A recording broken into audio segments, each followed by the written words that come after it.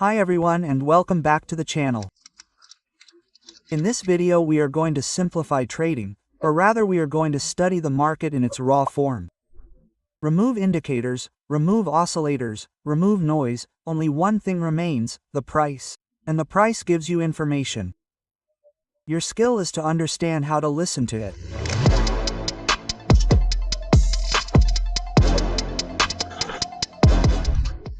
This Sunday we are holding a free masterclass on how to use ICAT theory to find high probability setups. Click the link in the description to participate in the live where we will also present the new 2026 program for the order flow cutter. As always, summer is surprising guys. We thought there would be compression conditions and in the end the volatility was significant.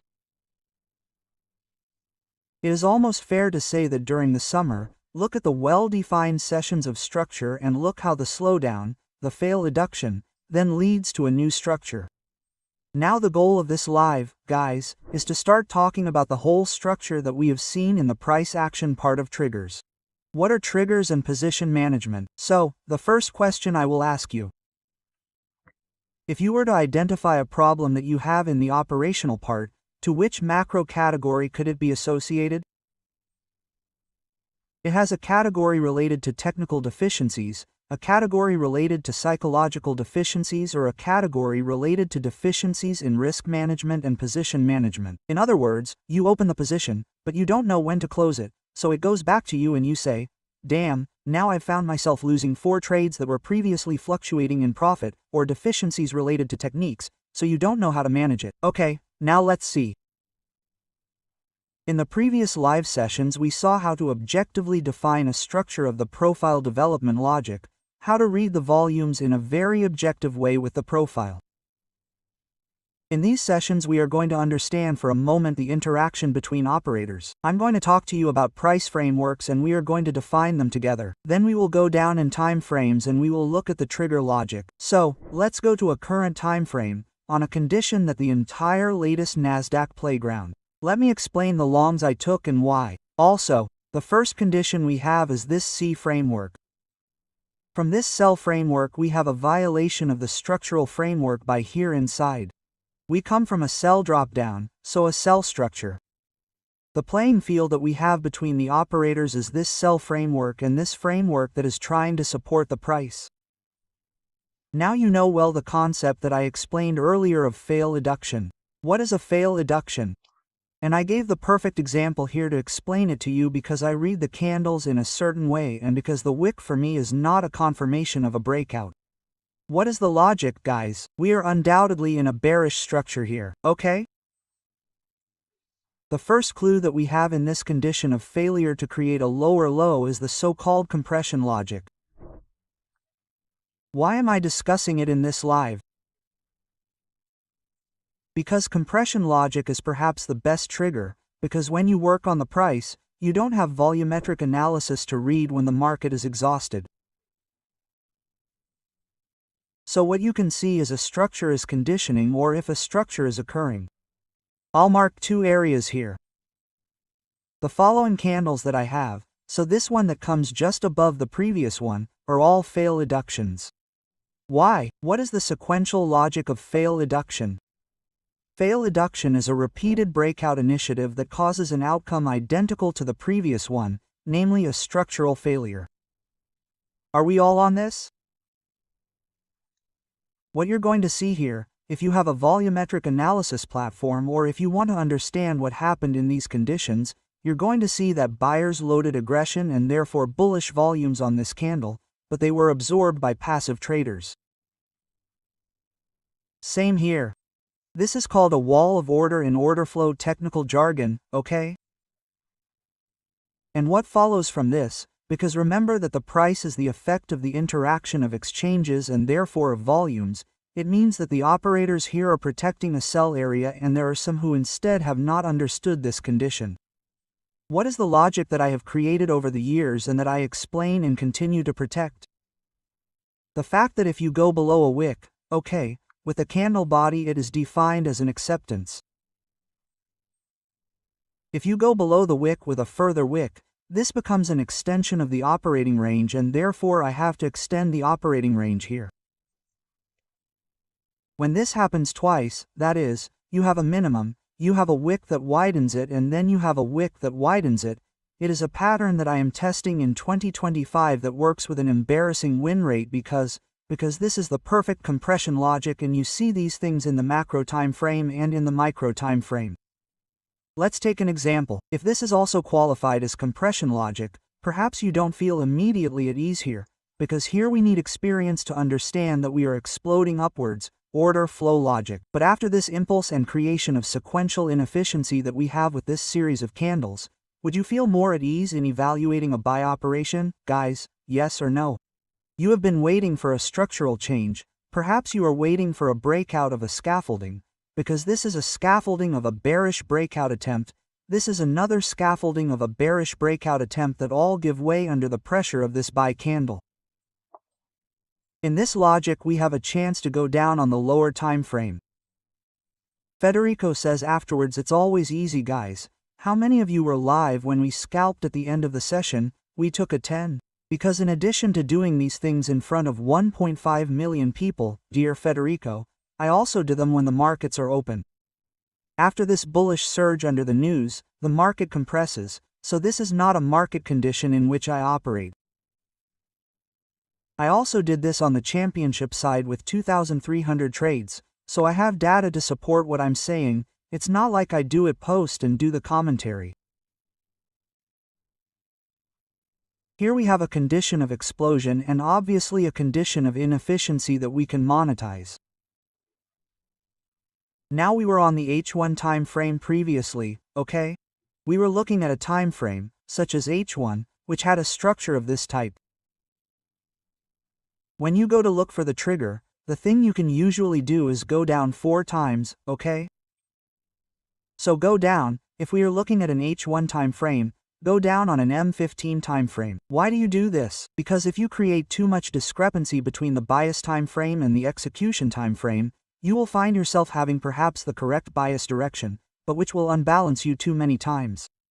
So if you work on the H1 structure, you need the M15 as confirmation. If you work on the M15 time frame, you can perhaps evaluate an M5, an M3 or M4 would be even better and more precise, although I know that a time frame is dirtier. If you work on the H4, you should go down to H1. Is this concept clear to everyone? When you go down to the M15, you have a much cleaner inefficiency finishing zone. What is it? This is the zone where the market has traded inefficiently. What I want to point out to you is that even here, before the start, the market made a Feldy action. This is a logic that works very well, really very well. Here we have an attempt at a structural break that gives way under the pressure of passive orders, because here all this sell aggression is cancelled out, and here what is called fail adduction, the seller's fail adduction, is formed and conformed. So a seller's fail adduction is actually a buy confirmation. So, you can find this in common parlance as a liquidity grab, but what actually happened here is that the operators were evaluating a condition that was not accepted. Think of it this way. Think of a corporate acquisition logic. Seller of the logic of the company who wants 30 million, according to valuation estimates. Buyer who is not willing to spend more than 25 million. What happens? That the transaction is not done here. What happened? Operators with a bearish perspective who sold massively, buyers who absorbed all the orders because they thought the market valuation was higher. This is the market, guys. It is an auction meeting between operators, and you simply have to become good at reading the auction, at reading what is happening and benefiting from it. This is a long, guys, that I obviously evaluated at the opening of the session on mitigation that paid very well. It is one of the few trades that I made in August on the largest account, which is the account that I personally use. On the operational side, it was a bit riskier than sleepage, because on the order flow and on the futures side, working on micro time frames you can get a bit more slippage, but it paid off very well thanks to the logic. Then, as we saw with Powell, when it comes to position management, in your opinion, is it better to manage the position on the bias time frame or on the execution time frame? If you want to work on the win rate, you will manage it on the execution time frame. If you want to work on the risk-reward, you will manage it on the execution time frame. With what logic? With the logic of directional potential. What is directional potential? Directional potential answers the question up to what point are they buy, and we need to think about this together. So, this was the last scaffolding from which the market made a very aggressive sequential breakout. The other acceleration before this compression, you see here in the market, started to compress and slow down, okay? And then it exploded. These are the explosions that interest us the most, okay? These market accelerations, because it means that the supply we are going to find here is very strong, and then if we have such a strong supply logic here, we can also potentially evaluate a reaccumulation of this position. So you know very well, guys, that the market makers like this trade or not? Do they like the trade that takes place from 23,200 to 23,533 or not? Absolutely not. When you go to manage the position from the larger time frame, you have to ask yourself how far I am long, because now I have sold this structure. What is the next structure that can create an obstacle? It is 23,656. When I go to work on Bitcoin, on which I then took another spectacular position on this horizontal level that we have, I'll show it to you from the daily. Guys, do you see these fail deductions here too? I was expecting a fail starting from the breakout up to this demand, outlined here. Okay, I was expecting a liquidation wick. It did it anyway, but it was shorter. This pattern is nothing more than a fail deduction and a market cleanup of those who are leveraged operators. Because Bitcoin, guys, crypto is full of leveraged operators who try to do short-term flips. Getting back to us, if we are on H1 like this, and I'll explain to you how you can then do omrans, even if they are positions that I tend to do more on stock picking, I don't do them on the index side, but let's say that a person wants to go to work with a lower win rate, maximizing the risk-reward logic. If we go to the weekly, what does the weekly structure tell us? Well, the weekly structure tells us this, guys, that we are currently in a compression range because since the week created by the last demand we have done WUPFA fail deduction and we are back in. So for all intents and purposes, the last demand that we have on the weekly is this, which is where the market reacted. If we now go for a breakout this week, we go back long. In any case, the last breakout is long, so on the weekly we are long. Let's look at the daily, a multi-time frame analysis. So, the daily, guys, has a demand on the upper part that has already been violated, so this demand must be taken into consideration. And we had another demand, which is the one that then caused the breakout, which is this one here, which is where the market made 3 sequential declines. So if we go back from the macro to the micro, if we go from the daily to the H1, we realize that we were here in a fundamental demand, the micro time frame, because the H1 compared to the weekly to the daily, the micro time frame was short and now we have gone back long. So on this trail of information we can go and evaluate a long that has a probabilistic point here inside and that could reach new highs again. Are we there, guys? How are we doing? A complete evaluation. Then what can you add to this information? You can add the understanding of the macro condition, or you can add the understanding of the order flow part. Operational management follows the logic of structure. Let me give you an example. If I entered with a sniper rifle here from the M15, no, I have this condition here as my target.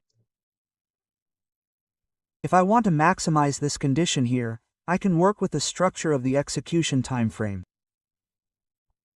Why is that?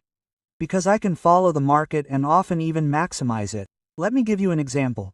Here we have this inefficiency, so the probability that this range will be resumed downwards is very high. In this logic, if I do this, let's pretend that I haven't taken a target yet. I have taken a target on this. Let's pretend that with the stop loss here below, okay? Here inside I enter a range, therefore a compression range. I make another feed and break long. Operational management tells me that even if I want to get here, I can trail the stop from here to here below, because the market has given me evidence that the sellers have tried to regain control and have failed.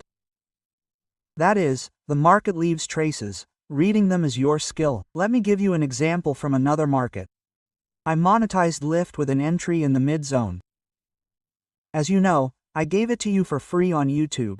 The model on positive earnings marks the demand, which is created even better with gaps and takes the reaccumulation, and this is exactly what he did here, and it is also exactly what Umana did on positive earnings. You see this gap, guys, went back down into the gap wick. It didn't close completely, but it came back down here. It shot a cannon that even if you took it late it would have been 23%. Then, knowing the action, I went long already from here, but already from here inside, even before the earnings because I had done fundamental analysis. But what happens here too, you see, is sequential on the market. What is this? I mean, when you are good at both reading the action and reading the fundamentals, you do really great things. What is this? Fedtion again. Fiduction again. If we go to Lyft, what we see from a higher time frame, such as the weekly, is that the market starts the week with a spike down. Here too it forms another fail adduction. You can refine this condition to the bone. What does it mean to refine it to the bone? That if you go to smaller time frames you can also evaluate the internal gaps. These are the internal gaps. These small gaps that the stock market makes on H4 are the most important information, the most important framework that you can have for aggression and can be used to trail the stop loss sequentially. I'll also show you on Umana on H4. This was the entry. These gaps that we have are protected by buyers. Also look at this gap here inside, how it is protected and rebalanced. This is huge, it hasn't been rebalanced. We have nothing here. Here we have a micro gap. These are gaps that you can use to protect positions. Okay, you can also see the internal gap here. Look at how it is rebalanced and how it is used as a framework. This helps you a lot in position management on the equity side, guys, because you don't have these gaps on the traditional market side. Instead, let's go for a positioning like the one we did on Paulo, right? We missed some positions from the historical lows down here, up to 1 to 12. Now it is retracing. You can re-evaluate it. As always, these are not financial tips, but here it is creating a very interesting reaccumulation condition. Okay, we have a very interesting reaccumulation condition in here, and we see a fail adduction here below the low before the start, and then a market that makes 3 sequential fail adductions. Do you see how the pattern is starting to become increasingly visible and recurring? You can't identify it. The market is trying, even better if it is on daily, to break into a certain condition that absorbs the upper bias frame in alignment. For example, let's look at a trade that I made on the still running side of the Forex side. So, if we go to a smaller time frame, you can identify when the market is cheating on inefficiency. Do you see any similarities with the latest Nasdaq trade? Look here and see what it does right next to inefficiency. It marks a low, fails on the low and starts again. Look inside this other inefficiency. Inefficiency, it marks a low, it messes it up and starts again. This happens many times, but it's not that it's the institutions, it's not that it's market inefficiency, it's simply that when supply and demand receive a rebalancing and therefore the sellers try to take a market condition. By the way, this was a setup that worked on the value area high and the recovery of the value area low of the previous range. Here it's shooting towards 1.2.42. However, the logic I want to explain to you is how the market, despite having different facets, because for example on metals the COT works great, on the Forex side it works great, but if we go to stocks we don't have this data. So what can we do? We work with earnings. Positive fundamental data grows. If the company is solid, it will most likely rebalance. The same goes for Lyft. A very particular condition, and this denotes the incorrect interpretation of the cycle, is when the earnings comes out with a positive surprise and with a gap and then the market continues to go down. This happens especially when the sector is underperforming, so when you buy tech stocks during COVID or maybe you buy pharmaceuticals now that they are performing badly, you know? So a timing phase is essential, and all these logics that I explained to you tonight, both the triggers on the flexagement, can be used on any time frame and any asset. Guys, I hope you enjoyed this live too. As always, you can find over 1,000 people on Trustpilot who are supporting both in Italian and English. Most likely, in 2025-2026 we will go from 1 live event per week to 2 free live events per week. You choose the topics, guys. We also have the opportunity to watch the analyses together during the session. You don't have to pay a cent. I have a more transparent way of providing training than this. I don't know what it is, so I hope everyone appreciates it and that you are enjoying these live events. Tomorrow I will be 30, so even the night before at midnight, guys, I will actually be 30, and the night before we will be live as well. I hope you are enjoying this work ethic and I'll see you next Friday.